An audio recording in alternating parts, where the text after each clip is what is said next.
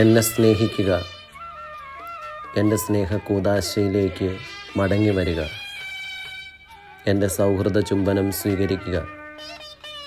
എൻ്റെ കുത്തിത്തുറക്കപ്പെട്ട ഹൃദയത്തിൻ്റെ മുഴുവൻ സ്നേഹത്തോടു കൂടി ഞാൻ നിന്നെ അനുഗ്രഹിക്കുന്നു.